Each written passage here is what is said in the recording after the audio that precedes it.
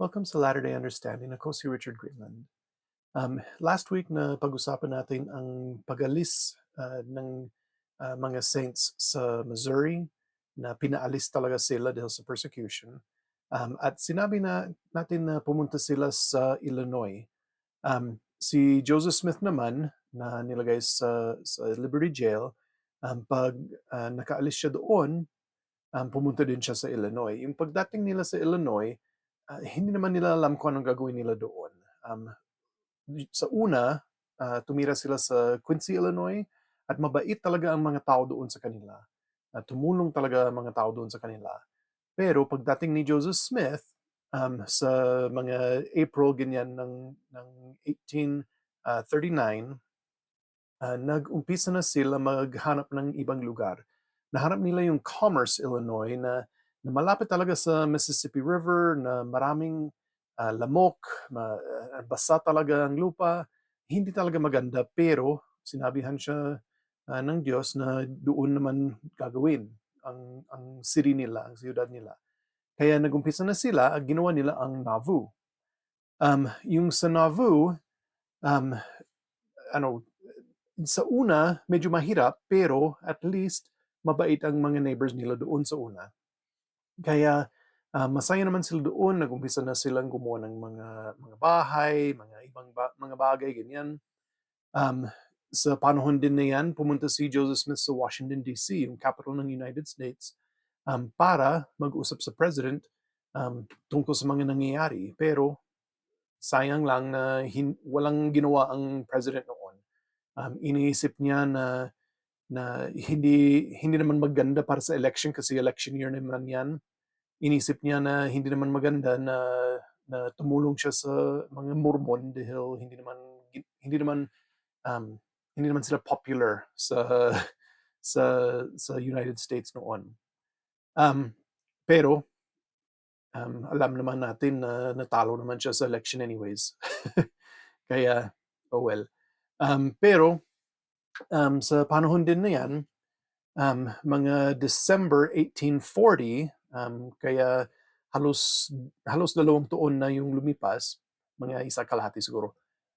Pero sa December 1840, sa wakas nakatanggap sila ng charter para sa city nila. Ibig sabihin yung government ng Illinois sinabi na sige, pwede talaga kayong gumawa ng city doon at pwede niyong sabihin kung anong pangalan niya at meron kayong sariling government doon na kayong bahala mag-govern sa sarili ninyo.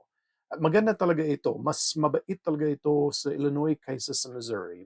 Mabait talaga yung Illinois sa kanila sa una. Um, Kaya sa December 1840, yan nangyari yun, na meron na talaga yung tinatawag na Nauvoo na city, na naayos na yung basang lupa, pinaalis na yung mga lamok dahil sa pag-ayos ng basa na lupa, mga ganyan, nagiging mas maganda na. Tapos, um, sa January ng 1841, may binigay ang Diyos na revelation na nahahanap ngayon sa section 124 ng Doctrine and Covenants.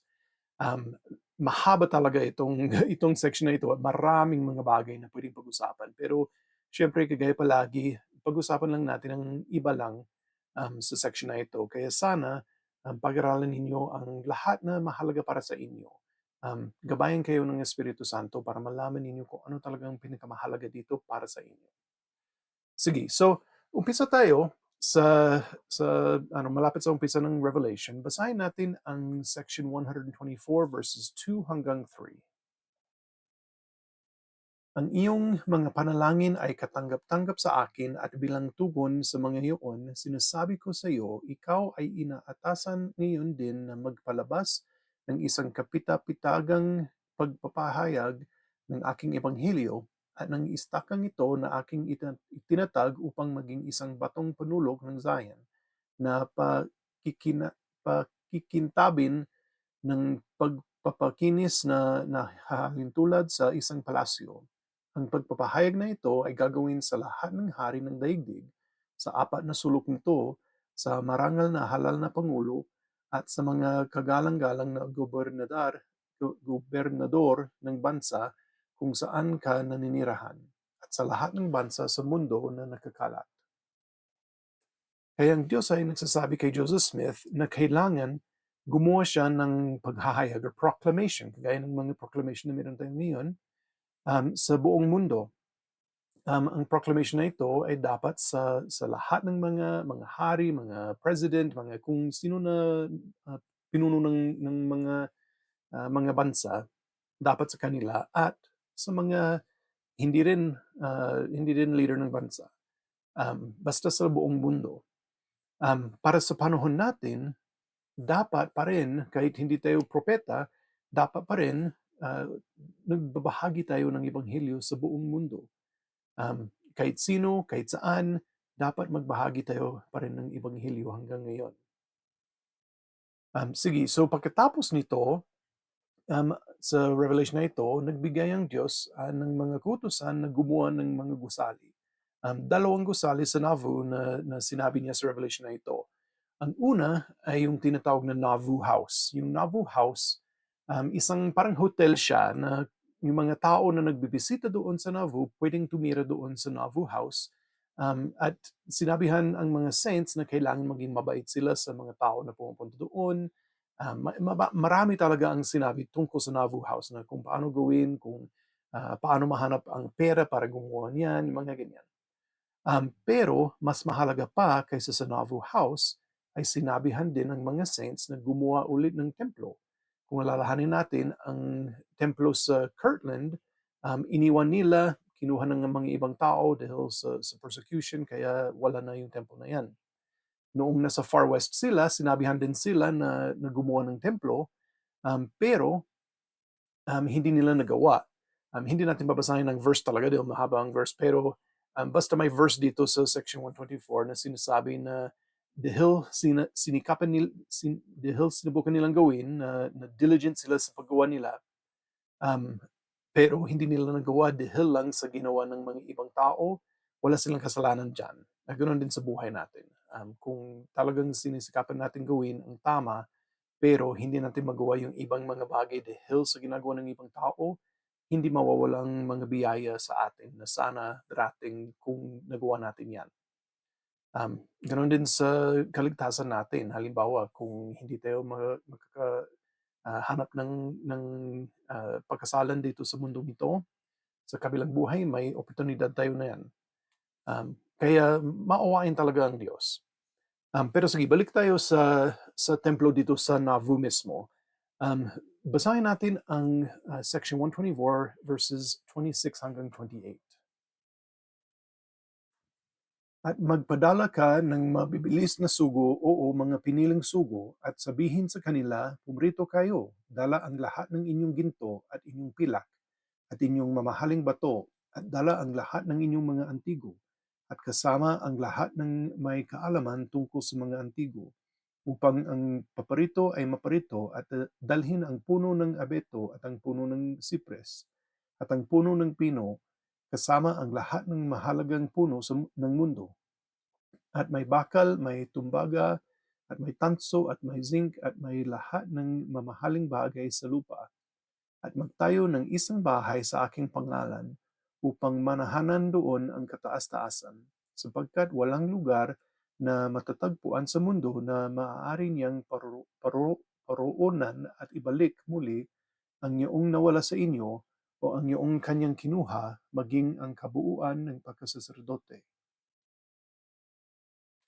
Kaya sinasabi ng Diyos na kailangan gumawa ng templo at dahil bahay ito ng Panginoon, kailangan gamitin nila ang pinakamagandang mga material na kaya nilang gawin. Siyempre, kung hindi nila kaya dahil pobre lang sila, hindi nila kailangan. Pero sa panahon na ito, medyo mas maganda ang finances nila. May mga iba na sumasama sa kanila na mas marami ang pera. Dahil meron silang sariling city ngayon, imbes na tumitira lang sila kahit saan, mas lalo nila magawa ang mga kailangan nilang gawin. Kaya sinasabi ng Diyos, gamitin talaga ang lahat ng kaya ninyo para maging maganda itong bahay, itong templo. Ganon din, sinabi na kailangan ang templo ay gamitin para sa ibang ibang mga ordinance na hindi pwedeng gawin sa iba. Mas lalo, sinabi niya ang tungkol sa baptism. Yung baptism for the dead, yung para sa mga patay, yung pagbibinyag para sa patay, ay pinahayag naman kay Joseph Smith noong mga August ng mga August 1840, pero hindi naman nilagay sa Doctrine and Covenants. Hindi lahat ng mga revelation na natanggap ni Joseph Smith ay nilagay sa Doctrine and Covenants. Yung iba lang. Pero meron tayong mga historical records na sinasabi na mga August 1840 na tanggap ni Joseph Smith ang paghayag um, tungkol sa baptism for the dead. Kaya alam nila ang mga kailangan gawin, pero hindi pa masyadong marami ang kaalaman nila tungkol dyan, at yung mga ibang ordinance sa templo, kunti lang talaga ang alam nila, yung iba wala. Basahin natin ang sa section 124 verses 29 hanggang 30. Sapagkat walang lugar na pinagbibinyagan sa mundo upang sila ang aking mga banal ay maaaring binyagan para sa mga iyong patay, sapagkat ang ordinansang ito ay nabibilang sa aking bahay, at hindi magiging katanggap-tanggap sa akin maliban sa mga araw ng inyong karalitaan, kung kailan hindi ninyo magagawang makapagtayo ng isang bahay para sa akin. Kaya kailangan talaga itong baptism for the dead ay gawin sa templo. Pero dahil wala ang templo sa panahon na ito, pumayag ang Diyos na gawin sa ibang lugar. Halimbawa, ang ilog lang, ganyan. Um, habang wala pang templo. Basahin natin ang section 124 verses 31 hanggang 32. Subalit, iniuutos ko sa inyo lahat kayong mga banal ko na magtayo ng bahay para sa akin. At pinagkakalooban ko kayo ng sapat na panahong magtayo ng bahay para sa akin. At sa panahong ito, ang inyong mga pagbibinyag ay magiging katanggap-tanggap sa akin. Subalit dingin, sa katupusan ng itinalagang panahong ito, ang inyong mga pagbibinyag para sa mga patay ninyo ay hindi magiging katanggap-tanggap sa akin. At kung hindi ninyo nagagawa ang mga bagay na ito sa katupusan ng itinalagang panahon, kayo ay ikakaila bilang isang simbahan kasama ng inyong mga patay, wika ng Panginoon ninyong Diyos. Kaya sabi ng Diyos na kailangan talaga gawin sa templo, pero dahil lang wala ang templo ngayon, pwede pa rin nilang gawin sa ilog kagaya ng ginagawa nila. Pero konting panahon lang at kailangan may templo na. Hindi pwede na tamad lang sila na hindi sila gagawa ng templo. Kaya yung actual na paggawa nila, nagumpisa na sila gumawa ng mga pagbibinyag sa templo mismo sa November 1841. Kaya wala pang isang taon mula sa paghayag na ito. Pero ang Nauvoo Temple hindi naman natapos sa panahon na yan. Ang nangyari lang ay natapos ang baptismal font at dinedicate na nila ang baptismal font na yan mismo para magawa na nila ang mga ordinance na yan, yung pagbibinyag para sa mga patay. Kaya nang nagawa nila yan, bawal na gumawa ng mga pagbibinyag para sa mga patay kahit saan na ibang lugar maliban sa templo. Sinabi din kahit sa mga ibang bansa, halimbawa yung mga miyembro na nasa Europe, yung mga England, ganyan, hindi sila pwedeng gumawa ng pagbibinyag para sa mga patay doon dahil walang templo doon, pero may templo sa Nauvoo. Kaya dapat punta sila sa Nauvoo para gawin ang pagbibinyag para sa mga patay. Ganun din sa panahon natin, kailangan pumunta tayo sa templo para sa pagbibinyag para sa mga patay at yung mga ibang ordinansa na sinasabi na kailangan gawin sa templo. Buti na lang ngayon, mas marami ang mga templo, kaya mas malapit ang mga templo sa lahat ng mga tao. Kahit yung iba, medyo malayo pa rin, pero at least mas malapit kaysa noon. Sige, basahin natin ang verses 40 hanggang 41. At katotohanan, sinasabi ko sa inyo, ang bahay na ito ay itayo sa aking pangalan upang aking maihayag ang mga ordinansa ko roon sa aking mga tao, sapagkat minarapat ko na ihayag sa aking simbahan ang mga bagay na pinanatiling nakatago bago pa ang pagkakatatag ng daigdig, mga bagay na nauuko sa dispensasyon ng kaganapan ng panahon. Kaya itong templo ay ganoon din para sa paghahayag. Sa panahon na ito, um, maraming bagay ay hindi pa alam ng mga saints. Yung mga ibang bagay sa templo, yung mga ordinansa ng eternal marriage, yung endowment, yung mga ganyan, hindi pa nila alam ang mga ito. Ginawa ito or pinahayag ng Diyos sa kanila ito sa panahon na nasa Nauvoo sila. Kaya kahit alam siguro ni Joseph Smith ang iba tungkol dito, yung konti tungkol dyan, hindi niya alam ang kabuuan at hindi niya alam kung paano talaga gawin. Kaya hindi nila ginagawa sa templo sa una. Sa panahon din natin, um, nangako ang Panginoon na ibibigay niya sa atin ang paghahayag, yung personal at para sa buong simbahan, um, sa panahon natin, yung sa final dispensation. At mas lalo ibibigay niya kung pumupunta tayo sa templo ng madalas, lalo yung personal revelation para sa atin. Isipin natin na noon, parang marami talaga ang pinapahayag ng mga revelation sa kunting panahon. Ngayon, hindi naman ganyan karami, pero meron pa rin. May mga pagbabago na nagiging mas maganda para sa simbahan. Yung ministering, yung come follow me, yung pagbabago ng kung anong edad ng missionaries, yung maraming bagay, may mga pagbabago pa rin dahil alam ng Diyos kung ano ang maganda para sa panahon natin. Siyempre, ang kagustuhan niya at ang gusto niyang gawin yung gawain niya ay hindi nagbabago. Pero ang paraan ay nagbabago dahil tayo ay nagbabago. At ang technology dito sa mundo ay nagbabago. Kaya kailangan baguhin ang mga bagay na yan para mas lalo magiging malapit tayo sa ating Panginoon at para mas lalo magawa ang gawain ng Panginoon. So, basahin natin ang isang quote ni President Russell M. Nelson. Alam natin na ang ating oras sa templo ay mahalaga sa ating kaligtasan at kadakilaan, at gayon din sa ating pamilya. Ang mga pagsalakay ng kalaban ay lalong nadaragdagan sa tindi at sa iba't ibang uri. Ang pangangailangan sa malimit na pagpunta natin sa templo ay mas lalo nang napakahalaga sa ngayon. Kaya kailangan talaga madalas pumupunta tayo sa templo.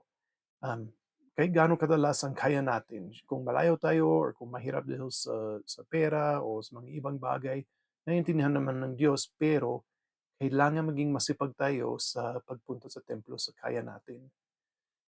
At yan ang invitation natin itong linggo. Sa linggong ito, gumawa ng plano na dumalo sa templo.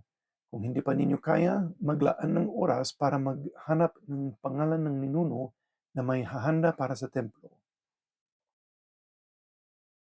Sige, so yan ang tungkol sa templo. Sana pumunta tayo ng madalas.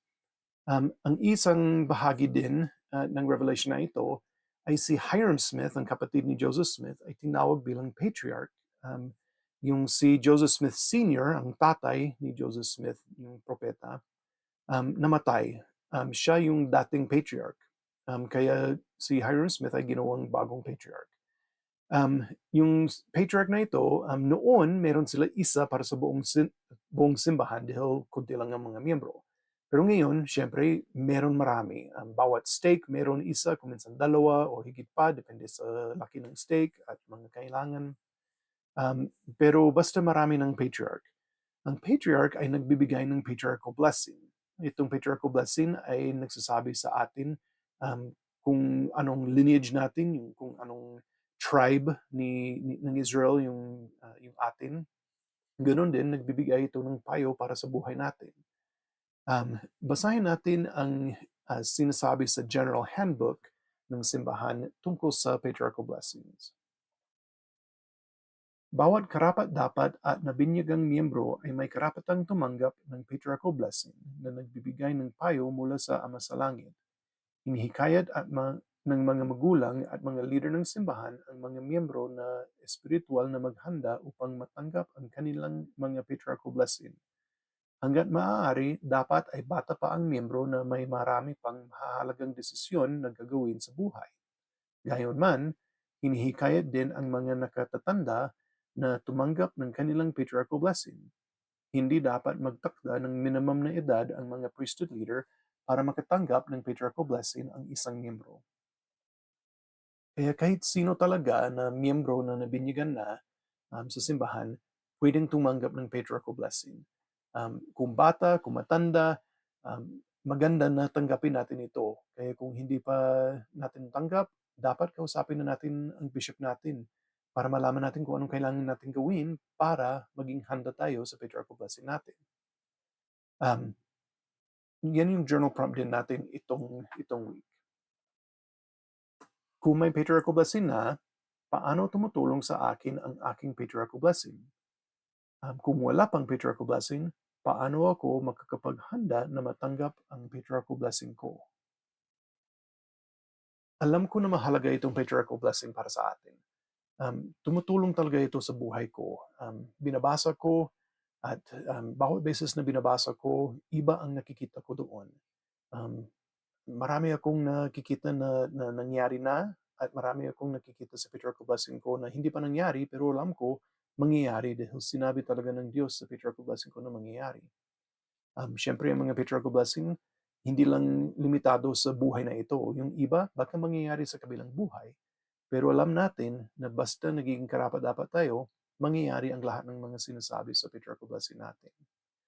Sana tanggapin natin ang patriarchal blessing natin at basahin natin ng madalas. At sana punta tayo sa templo palagi. Tutulong talaga ito sa atin sa buhay natin, mas lalo na lalapit tayo kay Kristo. At ito ang iniiwan ko sa pangalan ni Yesu Kristo. Amen. Sige, so sa next week, ang pag-aralan natin ay Doctrine and Covenants section 125 hanggang 128. Salamat sa panonood.